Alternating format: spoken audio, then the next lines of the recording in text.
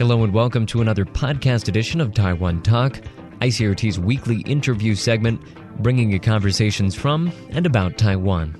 I'm Keith Manconi.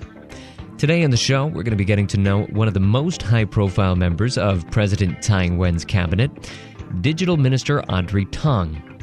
Now, there's a few reasons why the good minister has been getting so much buzz in the press. First of all, there is the compelling backstory. Tang, early in life, was recognized as something of a tech prodigy. She dropped out of school to go on later to found a tech startup at the ripe old age of 16. Must have gone pretty well for her because she retired from the tech sector in her early 30s, and then, in 2014, went on to lend her considerable talents to the Sunflower Student Movement. A couple of other important points. She's also the cabinet's youngest member at 35, and Taiwan's first openly transgender politician. So it's not too hard to understand where the public interest is coming from here.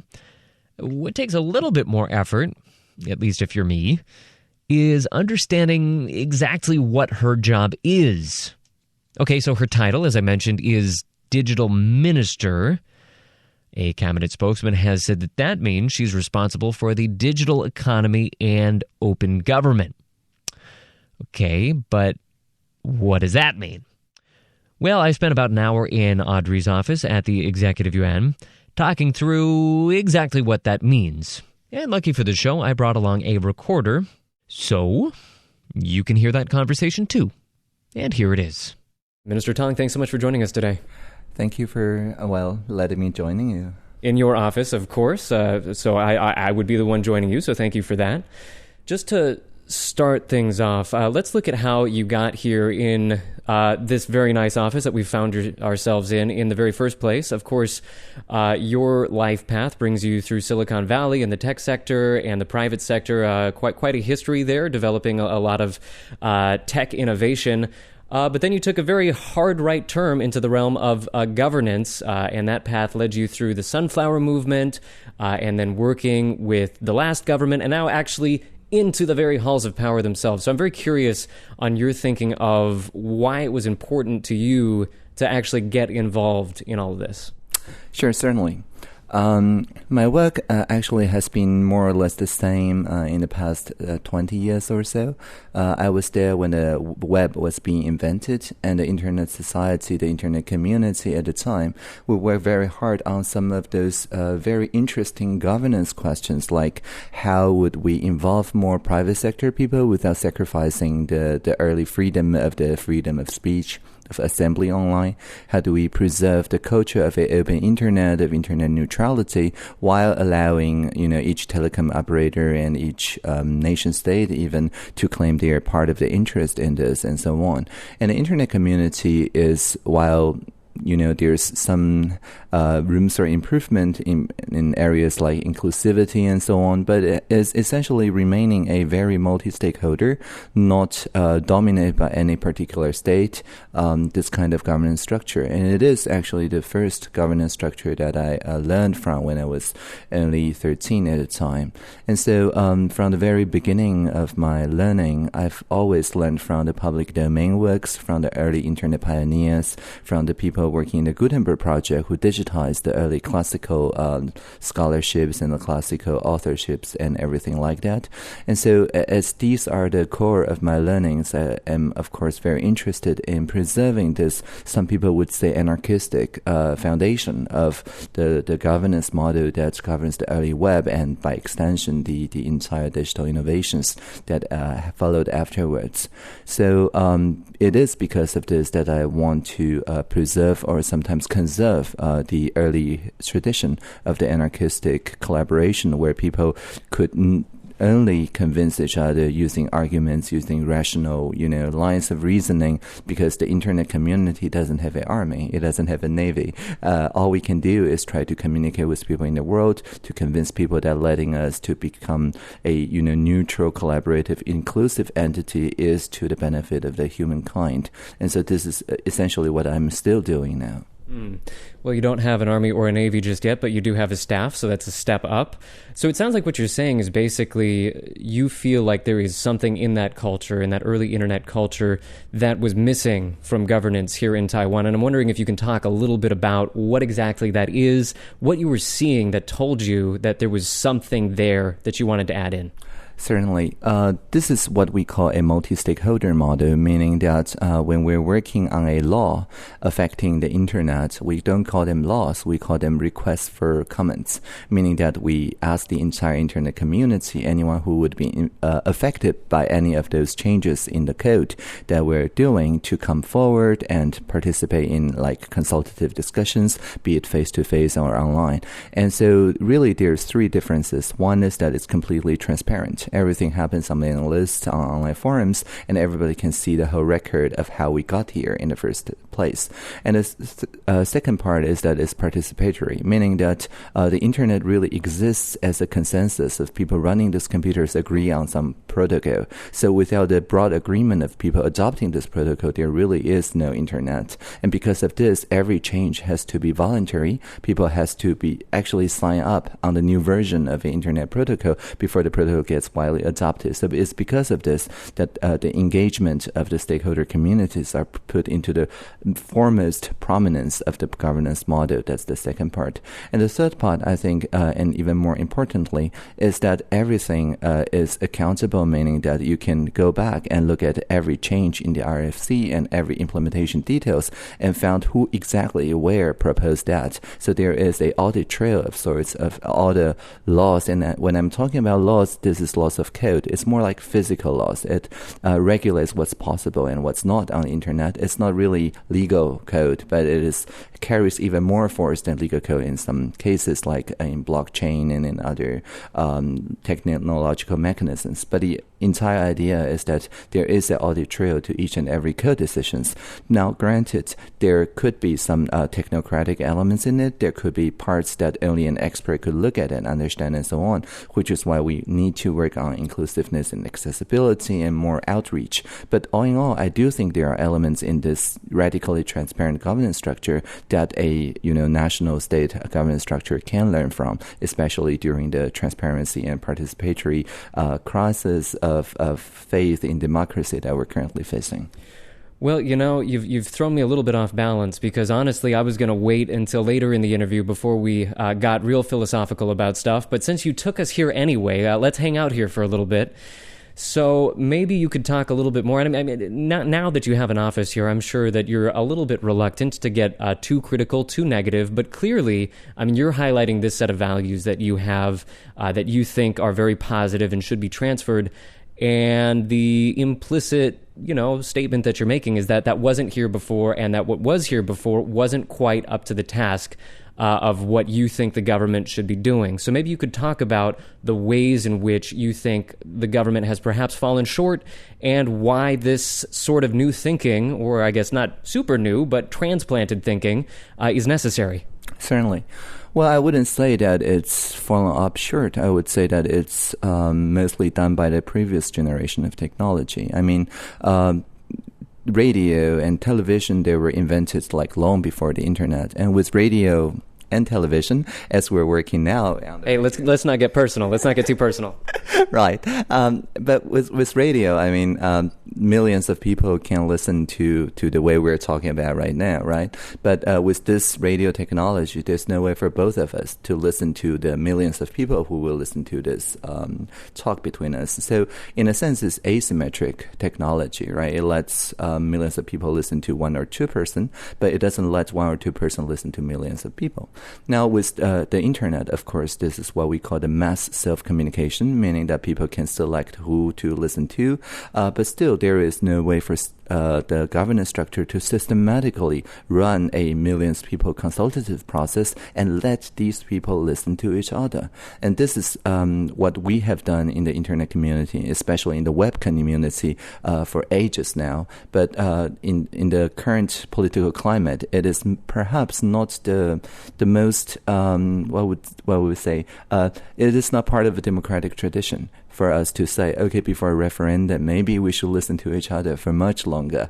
Maybe before each voting, there should be a much more informative communication between the different parts of the stakeholder community and things like that. So while the multi-stakeholder deliberations or deliberative democracy is always part of political theory, there's no much room for it to grow if you work with only the previous generation of pen and paper or maybe with radio and television technologies, because then the only way to listen to millions of people is to send millions of people to listen to each other one by one. So now that we have a current generation of technology using machine learning and using a lot of other assistive technical tools, we can actually now listen to millions of people with some degree of success. So it's because of this that I'm experimenting with this as if in a laboratory on various public governance topics. It's because we're early in this new kind of what I call scalable listening technologies that we need to tailor-make it to each different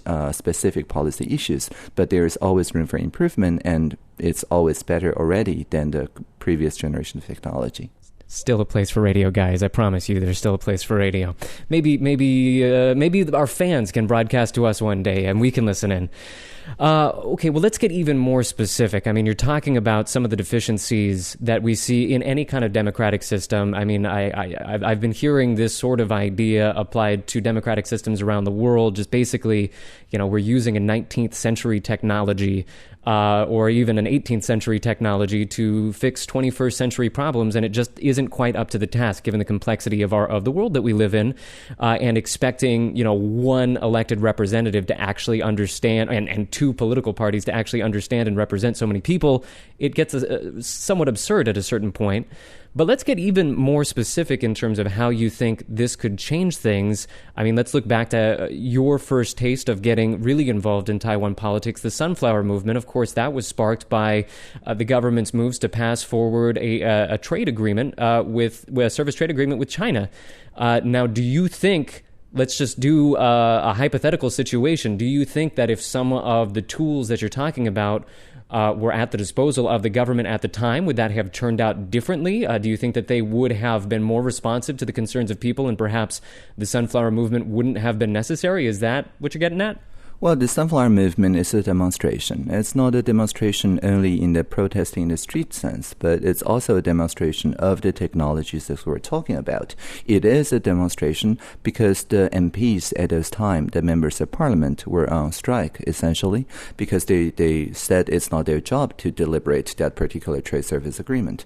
So the occupiers, what they did, essentially, is to deliberate it on MPs' behalf. Because the MPs were on strike, of course, the occupiers could go there and deliberate on exactly the same topic. And what I did at the time was not taking any particular sides, but rather developing the kind of listening technologies that let anything and everything that happened within the parliament, the occupied parliament, and also in the streets surrounding the occupied parliament, each one was basically populated with people in a very different view of the trade service agreement. We have the green, ecologically minded people here. We have the labor-minded people there, the left-wing people, and also the separatist, independence people, right? And so each street held their own deliberations. The occupied parliament also held their deliberations.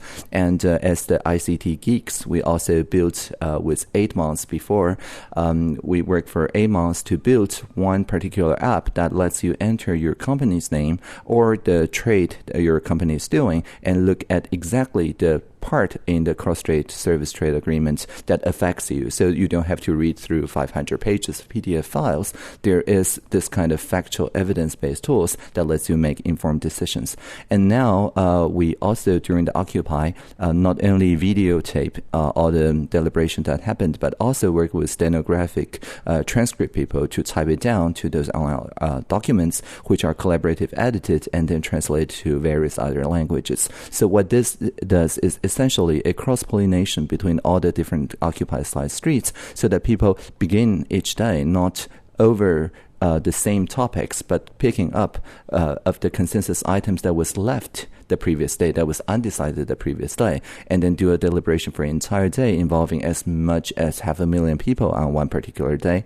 And then the next day, although with different people, can pick up where the previous day has left, right? So this is basically the scalable listening technology that we have deployed during the Occupy with help with professional deliberative democracy facilitators to make sure that be it a ordinary citizen, be it someone who feels concerned about democracy, whichever side of the street they went on, there is some deliberative space for them to join and to participate their part in the collective intelligence about the cross-strait servitude agreement. And it evidently works because toward the end of the Occupy, there is a set of consensus that people could not 100% agree on, but at least could live with. And these are the kind of consensus items that the head of the parliament at the time eventually agreed on, which is why the occupiers left the building. It's not because they were evicted, but their main demands were agreed upon. So basically, you've just turned my question around on me. I asked, would things have turned out better at that time if this sort of technology, this sort of thinking was available? What you're saying is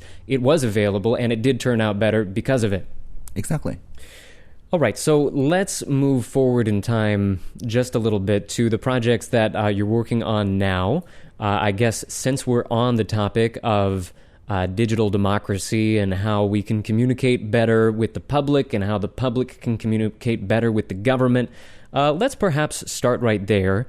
And you've already kind of outlined a couple of projects that you had going while the Sunflower Movement was happening to help facilitate that sort of process. Maybe you can bring us up to date, because I know that that's one of the things that you think about, work on a lot here, is ways to make the government in power work better.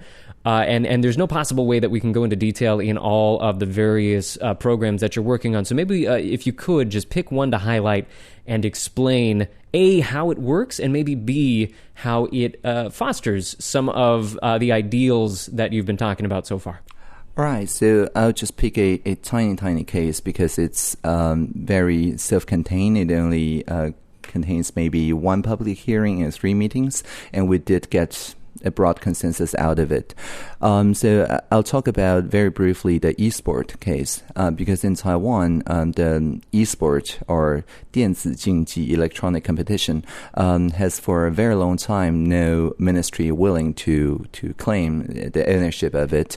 The result being that those large-scale like competition of LLL or other electronic esports cannot, for example, rent the Taipei Dome or, for example, get foreign visitors athletes visa and things like this. And there's a broad misunderstanding on the society. It's almost like a generational gap between the digital natives who generally understand this as a esport as kind of contest of skills and something that's just a lot of fun, versus people who did not have first-hand experience and see it as some kind of video games and waste of time. And what's your game? What's my game? XCOM 2, and then Civilization. Civilization, yes. Yeah, in all its versions. And then in the Battle of West Nose and NetHack. I've played NetHack for a very long time. So in any case, what I'm trying to aim to is that this is a classical issue of out of the misunderstanding of the basic facts. Like people couldn't really agree whether electronic e-sport is a kind of sport or whether it's kind of physical education, 体育, or whether it's a kind of skill or whether it's kind of culture and things like this, right? So during a public hearing, and it's different from other public hearings, not only because it's hosted by 3 different parties in the members of parliaments, but also because it was stenographed, everything was transcribed using sunflower-like technology. So everybody speaks knowing that whatever they say will be entered into this binding space where I would coordinate with all the ministries to look at each of the words the athlete said and try to find a resolution to some of the issues that they have raised. Primary among those is, of course, whether they could be there's a military draft in Taiwan, right? And if you're a professional athlete or if you're a professional Weiqi Go player, then you can go and serve an alternate kind of draft working to further your game, basically. But their esport, because there's no, game status of it, it's not subject to it. And on the other hand, there's also some schools who want to open the special classes specializing or attracting people who are more into esport gaming, and then teach them maybe about the general internet media and communication strategy and all those related digital production skills. But before it could be classified as one trade or the other, there is no such class possible, and I'm afraid the parents would probably oppose to it. So what I have done is essentially do a coordination meeting that assembles all the facts that the ministry have, so that we understand esport is not a physical education because it's much more intellectual than physical. But then on the other hand, it is a skillful competition, and it is a kind of a culture, and the Ministry of Culture is okay with it. And then we release whatever we have as a factual level online, because all the meetings that I hold is published in its entirety as transcripts online. And because of this, the athletes, the professional, esport gaming leagues and so on, then went to my public Q&A site to provide me with a lot of information that was missing. Because if we are just as policymakers in this meeting room, even though it's a pretty good meeting room, we still lack a lot of evidences and hard facts that could be observed by the civil society and by the private sector. So after their contribution, we held a second consultative meeting between all the ministries, basically just checking those inputs from the BBS, the PTT, BBS, from all those internet online discussion boards, and fact-checking whether these are, factual. And people would say, if you follow this kind of regulation, you could have actually a alternate, path for the people getting drafted who are professional esport athletes and so on. So after checking this and making sure that people's feelings are generally covered, we moved from the facts to the feelings stage, where I ask all the ministries to share their feelings of those, facts and whether they're okay with it. And it turns out people are generally okay with it, with this kind of new arrangements, with the schools opening up new classes catering for esport athletes, and having esport athletes basically classified as an intellectual skill instead of a physical education athlete, and enjoying the same protection or the same alternate drafting plan in the military and so on.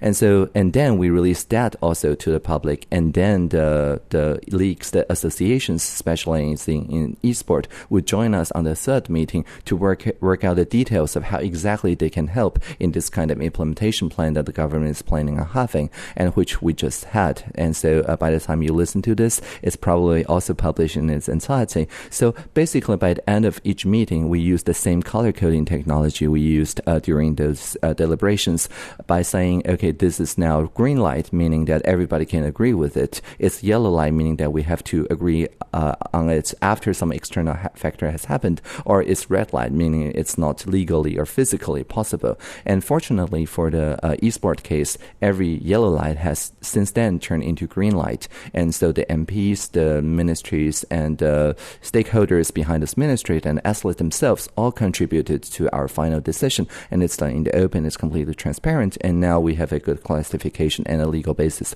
for the esport community to move forward. So it's a very small case. It's just one public hearing and 3 meetings, but it shows the essential idea of not having any meeting go to waste, by having each meeting basically recorded and having the camera representing the missing stakeholders that couldn't make it here. Maybe just to help those of us that weren't actually a part of all these meetings and all that understand, what would you say is the essential thing that's really different from the way this sort of issue may have worked through the public system before? Because part of what's happening here is you as a minister see an issue that you care about and you feel like isn't getting enough attention. You bring in the stakeholders, you get them to talk about it, and you work it through the system. Nothing about that is new, but you did highlight a number of ways that you were using technology to move the process along. I'm wondering if you could maybe highlight a little bit even more clearly what you feel is essentially new about the way that you managed to get this through that wouldn't have been possible, without the technology or without this way of thinking about digital democracy. Certainly. I think the one main difference is that when I'm talking about stakeholder input, I mean stakeholders that I don't personally know. Because when this is published to the online discussion boards, I really don't know who exactly is going to provide their input back. And previously, without this kind of online consultational mechanisms, there really is no way to talk to non-specific people. So what ends up is that heads of associations or heads of representatives who claims to speak on behalf of the stakeholders ends up getting all the input into the policymaking process. But most of the decisions that we make at this iteration of the e-sport consultative process are actually the input from individual athletes. And those individual athletes are sometimes pseudonymous. They're just one nick or one handle on the internet, but they provide insight that are otherwise not possible or not going to be represented by the heads of associations, for example. And so I think really the only difference here and the primary difference here is that I've added a input channel for non-specific people who don't have to reveal their real identity, but just providing hard facts and their feelings toward whatever process that we're making. And this is basically a trust to people who does not trust us enough yet to reveal their real identities, because trust, you see, is mutual. If the government doesn't trust its people, there's no way for the people to trust the government. And even if we trust the people fully, there's always people who don't trust the government yet to show up in person in public hearings, right? They would rather remain pseudonymous.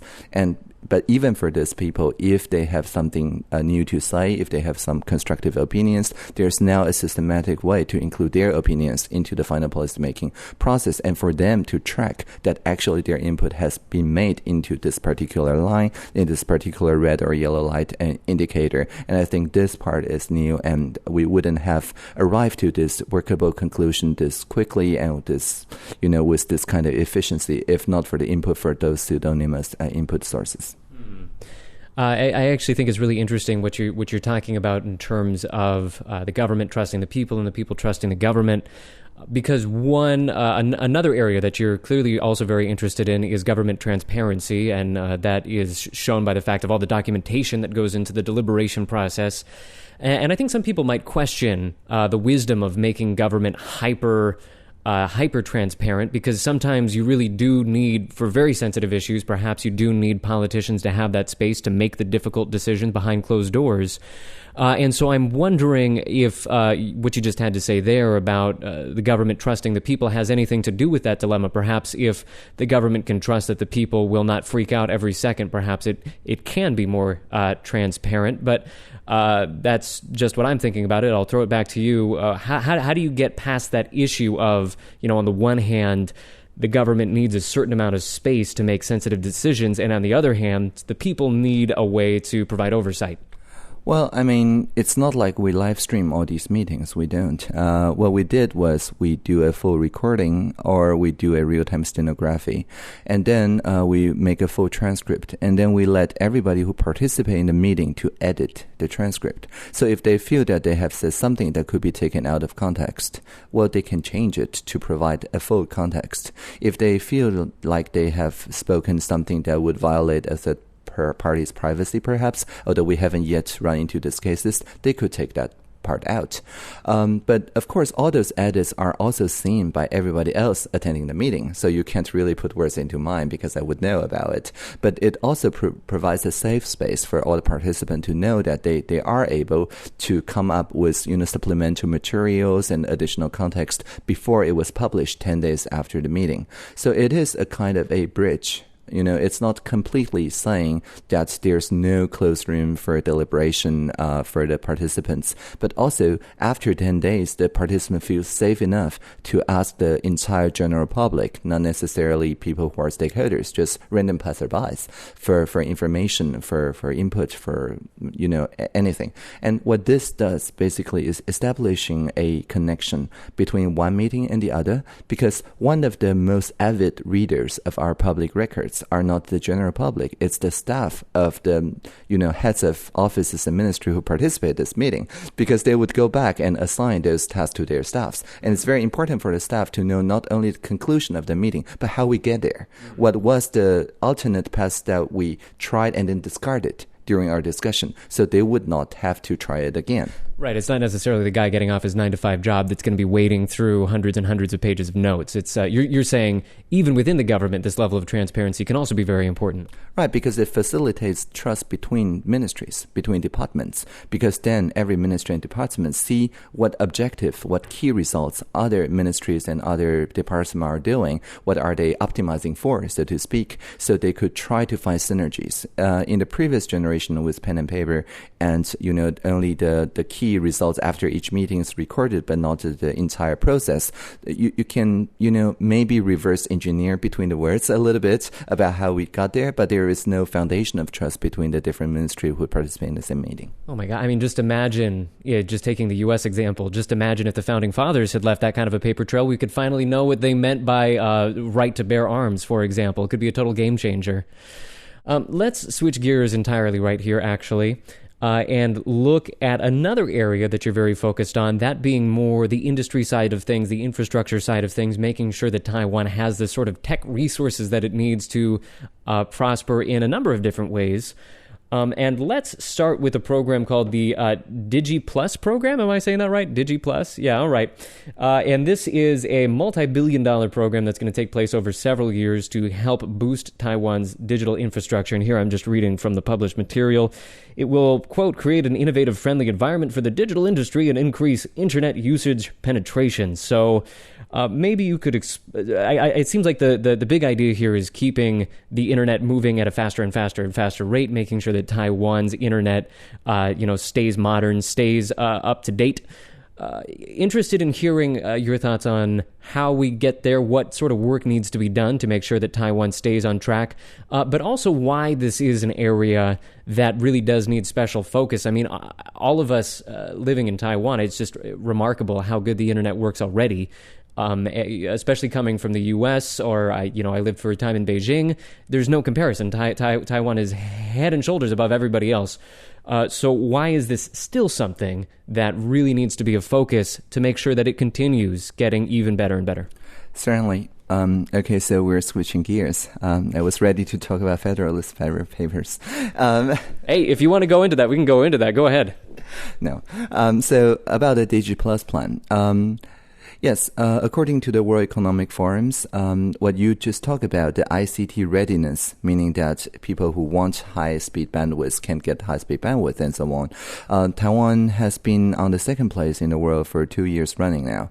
It's, I think, Finland, Taiwan, and Iceland in this particular rank. So what we mean is that the infrastructure, the broadband, even the mobile broadband is in actually a very good shape because, well, Taiwan is a small island with a lot of people. And as a small island, it is easier for us than many other countries to get, the basic 4G and mobile internet stations set up. So that's something that we intend to continue. As part of President Tsai Ing-wen's campaign, what she promised is that we need to make this mobile internet or broadband internet, but mostly just access to internet as a kind of basic human right. This is saying that if there are more disadvantaged households who would prefer to spend, their daily money on something else than the internet access, we should at least guarantee maybe 10 megabits per second broadband access so that they have a chance to hook into the digital economy. And also because the government digital services we're going to provide is going to be over not pen and paper, but over the internet mostly from this point on. So it is very important that we don't create an artificial division or a gap between the haves and have-nots in the society. Maybe you could tell me, this is probably pretty clearly a blind spot on my part because everywhere I go in Taiwan, everybody has a phone, but how big of an issue is that? How big of Taiwan's population right now is actually cut out from the kind of internet, the speed of internet that most of us enjoy? Well, if you disregard the remote islands and like Taiping Islands and so on, then I think it is about 2% in Taiwan who doesn't yet have 100 megabits access. So it's not a lot of places, but it is some number of people. As I said, it's socially disadvantaged households who would not even given the chance to pay for broadband internet access because they have much more pressing needs to pay for. So this is basically subsidizing a certain level of internet access more so than getting broadband to all the physical places, which we're already almost there.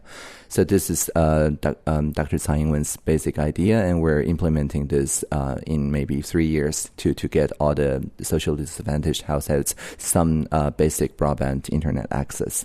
But if you look at the World Economic Forum ratings, we're really, really good on the readiness, but not so good at the actual usage and impact. And the environment, meaning the regulatory environment, is actually declining. What this means is that while the basic ICT infrastructure is pretty good in Taiwan, Taiwan doesn't have a very good regulatory environment in which that if you do some trade or some activity over the internet, there's no reliable way for a judge to look at this and connect it to some sort of ruling in the civil code. Two different judges at this moment may judge differently because... What kind of case would this come up in? A lot. Like what kind of speech is infringing on perhaps the rights of naming, what kind of libel it is online, what kind of communication over the internet is... For example, radio. Radio is a very good example because using the old communication law, there is one broadcaster and there is many receivers. But on the case of internet radio, currently there is some kind of radio environments where you can listen to the radio but still type something so that the host can see what you're typing. But in this case, is the person typing this comment also a broadcaster? And is the broadcaster now suddenly the receiver? The law isn't very clear on this. So when a strictly one-directional communication mode has switched to the internet. This is what we call OTT, over the top of the internet infrastructure. It enables not only a broader bandwidth, but also different kinds of modes of connection that the listeners are now also able to broadcast not only their own voices, but also provide real-time connection via a chat room or whatever between themselves. But whether they're now still the audience or they're also broadcasters isn't that clear. From the perspective of a legal code department. So what this does is basically saying we need to reconcile what's actually happening over the internet through not only the emulation of radio, but also augmentation and supplementing the traditional radio format, and try to make sure that everybody is a peer in this peer-to-peer network on the internet, and regulate it in a way that says, okay, maybe the government doesn't want to regulate internet radio broadcaster the same way as traditional radio broadcaster, because after all, there's no scarcity of spectrum and things like this. But if we try to regulate it still in a way that reflects the old regulatory regime when there is a scarcity of spectrum, then we would end up in some very convoluted legal cases that doesn't exactly apply to internet radio and things like this. So it's important to have a basic, what we call the Digital Telecommunication Act, that defines exactly what it is like to provide and listen and interact with radio on the internet, so that people know exactly what to expect from the legal code. So what you're saying is I need to find the online forum that you set up for this and start giving my 2 cents. Yeah, exactly. We did run, actually, the Telecommunication Act before, and the new draft is coming up any day now. All right, I gotta get on that. Oh no! So this is very interesting because when I look at this bill, this just shows the low level of understanding that I'm coming into this with. When I look at this bill, I just see a big pot of money, and my image is that it's just going to all go towards infrastructure, making better fiber optic cables or whatever. I don't know anything. What you're saying is it's actually a whole lot broader than that. There's a whole range of issues that you need to think about to not just make the speed of the internet meet some number. It's also about making a healthy environment, and that is a tricky thing to do. Exactly. To have a healthy environment, it also helps to bring up people in this idea that the digital economy or the digitization of everything basically is turning what we call the artificial distinctions between the industries and between the trades, between the fields, all but disappear, right? Radio and television was different industries, not because they are naturally different industry, but because they require different equipments. Well, some of our faces aren't quite built for TV as well. Well, yeah, but there's virtual reality, and you can synthesize your models actually very easily with just your voice, and the mouth and hand movements matches what you have said. This is what I do when I do video interviews. I just send my avatars through. So I could have Brad Pitt reading the news with my voice. Exactly, nice. Yes.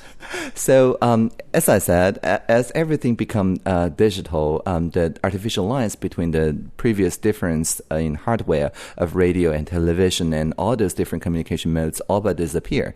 It's now just bits over the internet, and how those bits in the internet are arranged share the same basic infrastructure. If you have a basic infrastructure for internet TV, you have the same infrastructure for internet radio. It is really the same thing. So people who train for different trades, people who receive different trainings through university or through their high schools are now facing a world in which that those arbitrary distinctions between the industries are blurring and disappearing. So another part of the DigiPlus plan is what we call DigiPlus Talent, is to get people to think outside of the disciplinary box. It's not getting everybody into computer science, but with this kind of digital thinking, people can major in many different things. People can major in, majors that didn't exist 4 years before. They could just create their own trades based on their understanding of the digital arrangements and combinations with any of those creative vehicles that they may want to experiment with, be it fabrication or clothing or augmented reality or whatever, right?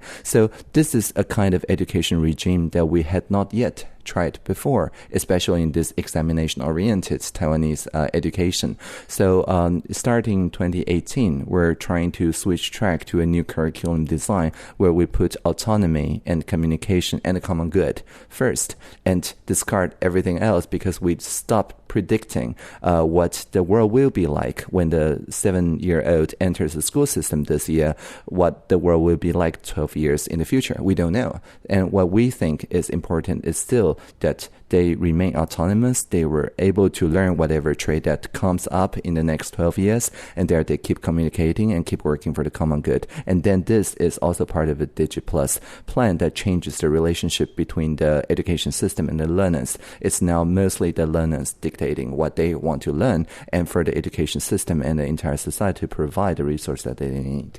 All right. We're going to switch gears one last time and just take a kind of forward-looking approach to this next part. I mean, maybe we could just kind of finish some of the thoughts that we've already introduced, whether it be about the digital infrastructure or whether it be about digital democracy, anything there. I'm curious to hear, I mean, you characterize yourself as an anarchist in some interviews. I've heard you say that.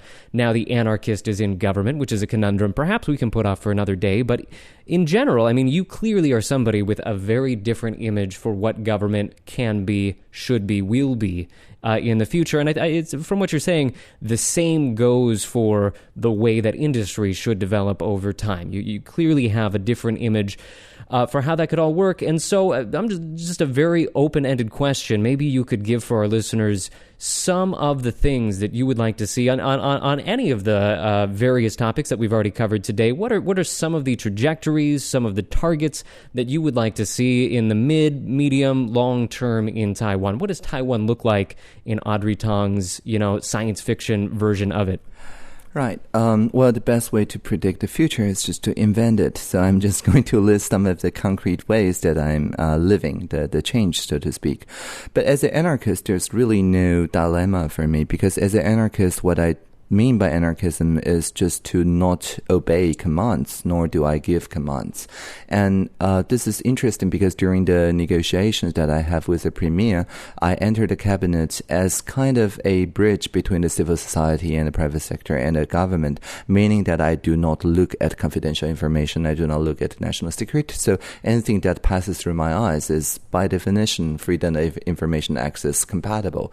And it is on this ground that I can live this kind of autonomous team building, that everybody in my team is not really listening to my commands. They decide their own objective, their own key results, and things like this. So this is really already a change of the governance, because previously in many government structures, it is the boss who dictates the key performance metrics, and it is the person, the underlings, who delivers those results, and so on. But in my office, it doesn't work like that. It is a collaborative space where anybody is, free to propose, to pitch some idea that they see needs doing, and then to call for collaborative help from any of those, 15 now collaborators, and soon to be joined by the principal offices of open government in each ministry to try to make it happen. And so this is a kind of almost a collaborative syndicate kind of way to run a team. And this is not that unusual in Silicon Valley startups. Many startups starts this way. GitHub starts this way. Valve, to many degrees, is still running in this way. So, but what is different, perhaps, is that there is now a room in the national administration for this kind of governance structure to happen. And what we do is that we share the rules, the playbooks, the tools that we use to make this happen on our website, pdis.tw, PDIS for Public Digital Innovation Space. What we are trying to do here is to have other ministries to look at the tools that we're using, and they were going to be certified in the government cloud. So unlike, Dropbox or Google Drive or whatever other external tools, these are safe tools that are open source and free to use within the government cloud. So if and when they voluntarily, because I don't give commands, find those tools and this kind of collaborative culture interesting, then they can just take it and use it with no cost whatsoever. And so this is how we're trying to get this, maybe a meme, a virus of the mind to spread, that sometimes it is more efficient if you work in a transparent way. Sometimes it is more useful if you trust the collective intelligence to provide input to your work.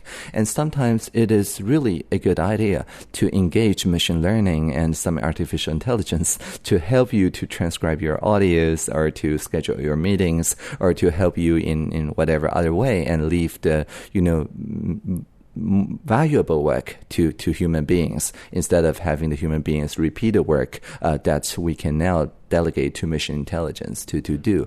So also all these are just the kind of demonstrations that I'm doing in administration, and I wouldn't say it's a science fiction culture, because we're living it right now. What we're not doing is to directly order any other administrative agencies to adopt this, because first, we're still experimenting. We're not sure 100% is a good idea yet.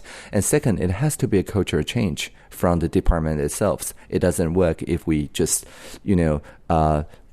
command people to not obey commands. It doesn't work like this, right? So there have to be a voluntary cultural change. So I wouldn't say it's something that we would be seeing it's rippling out maybe in just a few months' time. But if you give it 4 years, 5 years, then I'm sure that the new generation of digital natives who enter public service would then prefer to work with the same kind of tools and kind of spirit that they have grew up with.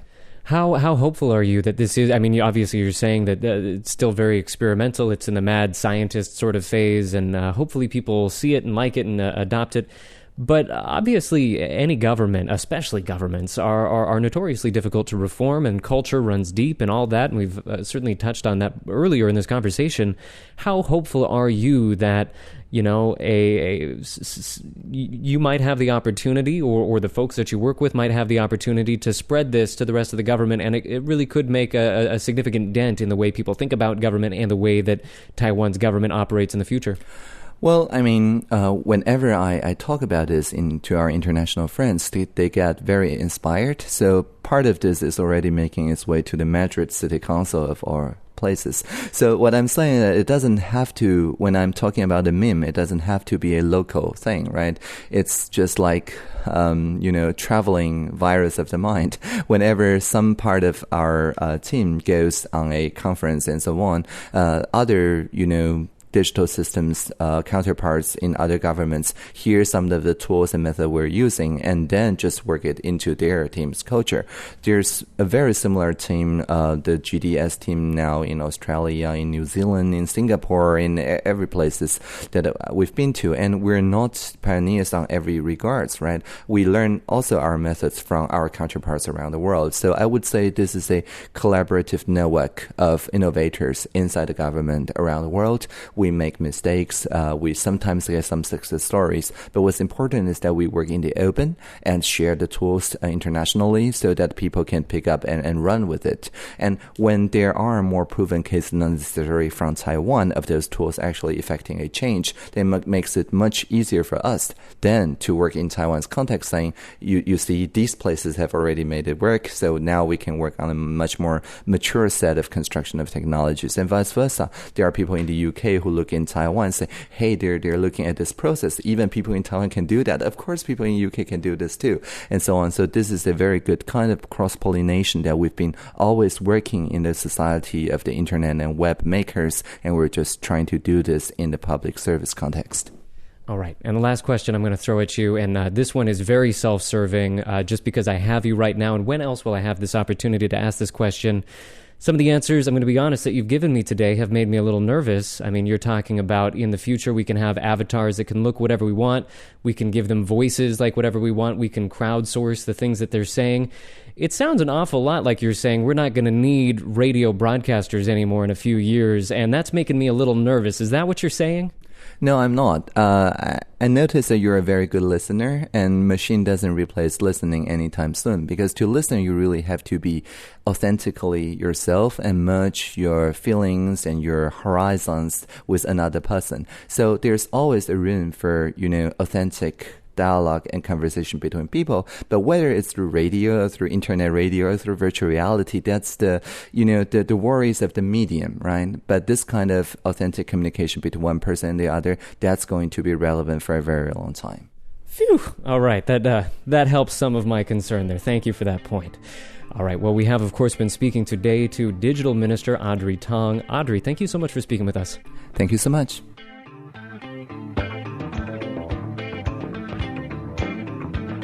Thanks for listening to another podcast edition of Taiwan Talk. Well, this is normally the part of the show where I would go on to tell you all the times where you can find Taiwan Talk broadcast on ICRT FM 100.